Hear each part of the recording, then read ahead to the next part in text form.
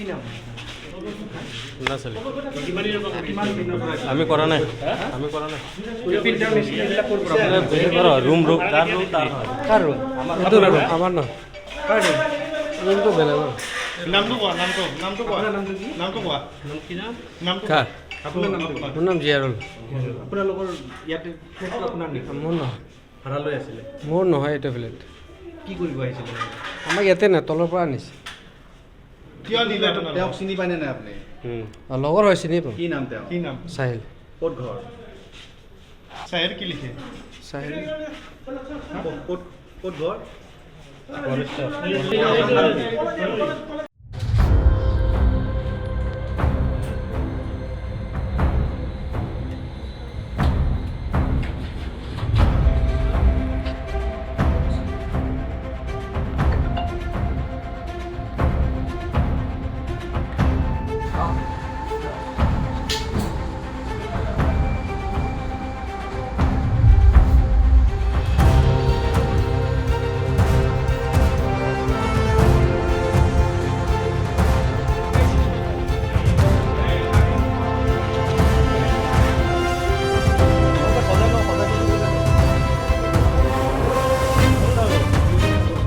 সেইটোৱে যে চলাই আছে সেইটোৱে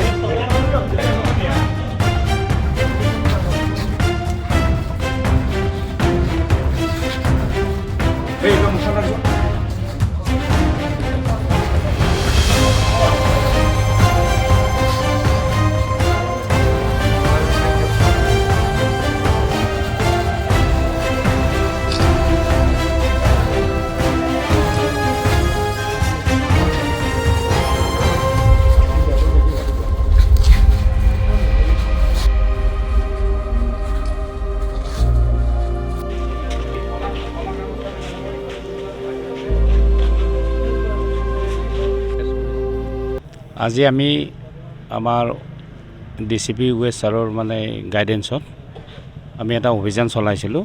এই অভিযানটোত প্ৰথমতে আমি 3জন ব্যক্তিক কৰায়ত্ব কৰিছিলোঁ। তাৰপিছত 4খন গাড়ী আমি চাৰ্জ কৰিছিলোঁ। তাৰ ভিতৰত এখন গাড়ীত মানে আমি বহুত জালি নোট আমি উদ্ধাৰ কৰা হৈছে।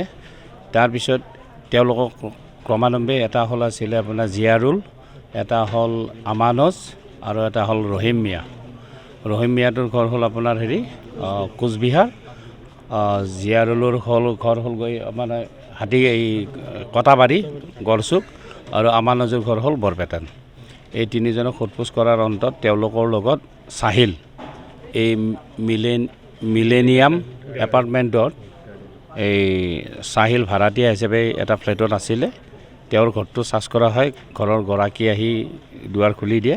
তাৰপিছত আমি চাৰ্জ কৰাৰ পিছত তেওঁৰ কোঠাত আমি জালি নোট প্ৰস্তুত কৰা বহুত সামগ্ৰী, লেপটপ, কাটাৰ মেচিন, প্ৰিণ্টিং মেচিন 3টা, টোটেল ঘৰৰ ভিতৰত জালি নোটো পোৱা হ'ল।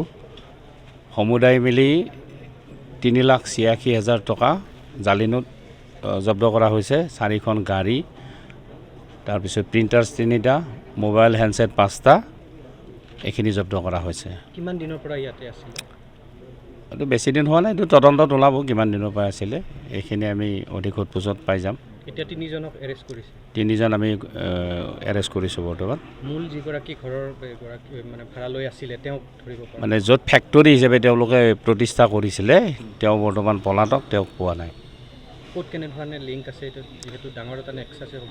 আমি চাহিলক কৰায়ত্ব কৰিব পাৰিলে গোটেই বস্তুখিনি পোহৰলৈ আহিব আৰু সেইখিনি আমি উদ্ধাৰ কৰিম, তদন্তত আনিম বা ইয়াৰ লগত জড়িত সকলোখিনিকে আমি কৰায়ত্ব কৰিবলৈ চেষ্টা কৰিম। কিবা লাভ কৰিছে নেকি আমি তদন্ত অব্যাহত আছে আমাৰ। বাকী পৰৱৰ্তী কিবা খবৰ থাকিলে আমি জনাম। ঠিক আছে, থেংক ইউ।